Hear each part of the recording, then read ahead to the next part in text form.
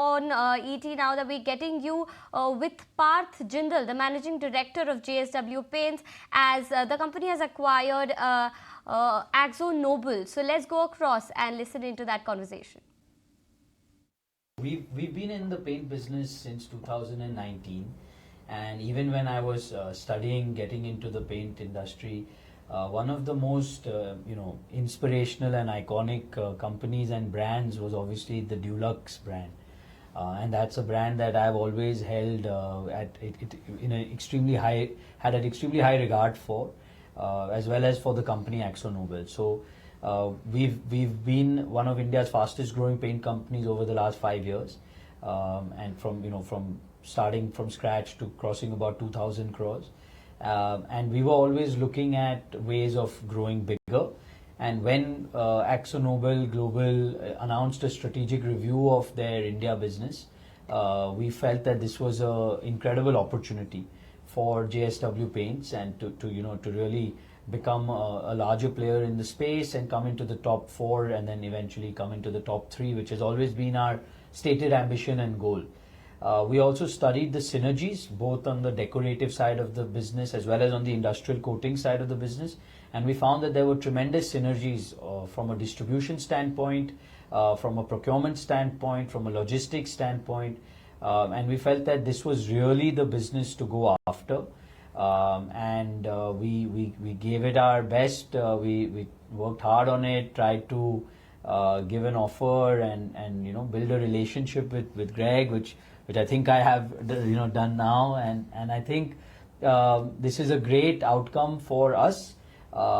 It's a great outcome for the employees of Akzo Nobel India who come into the JSW family, and with this we really have a shot at coming into the top 3 players in the space. Right. Now turning to you, Greg, Dulux has been a brand for a very long time in India. It's a household name.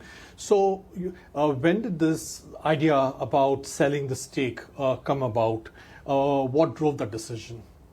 Dulux is a wonderful brand in India and everywhere else around the world. We're very proud of it.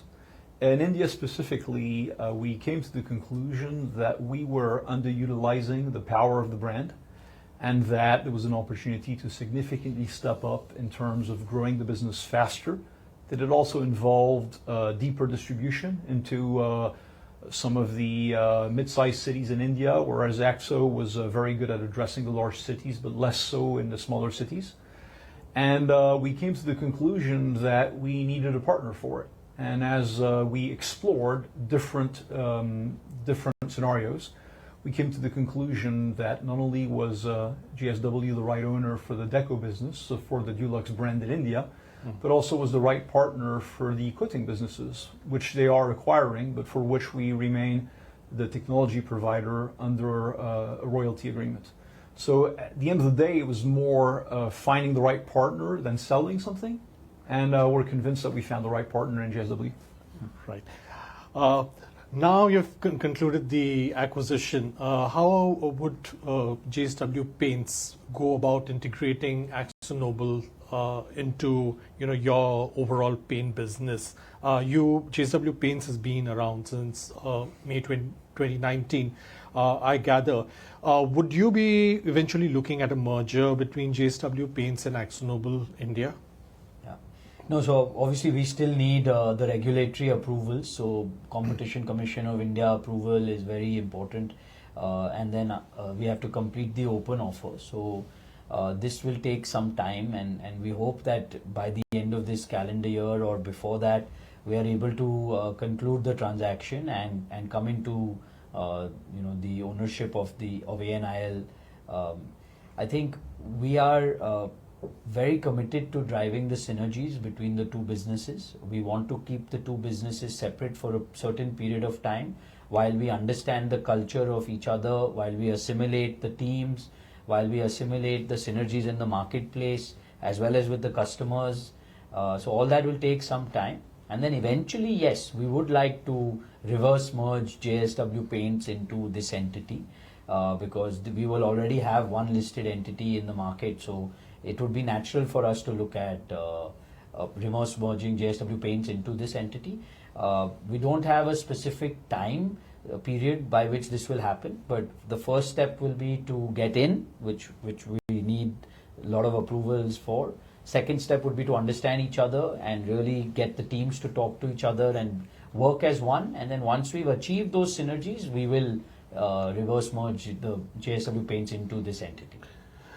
Greg, what role do you see for Akzo Nobel in India post the transaction? Now you have said that you will continue to be a tech partner to JSW Paints, and significantly ahead of the transaction, the Akzo Nobel had acquired the powder coating business, from the Indian subsidiary, and I think also the industrial coatings. So, in terms of your presence in India, which is one of the fastest growing economies in the world, what role do you give that?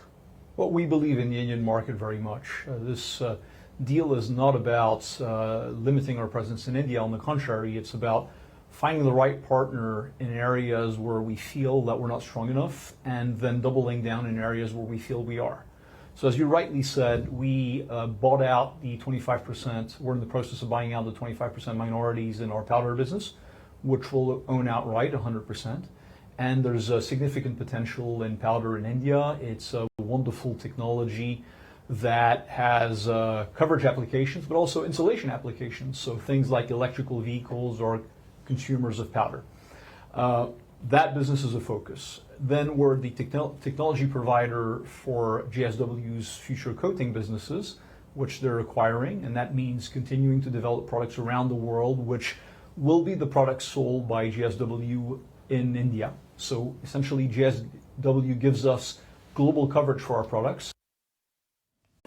If you like this video, then like, share and subscribe to ET Now.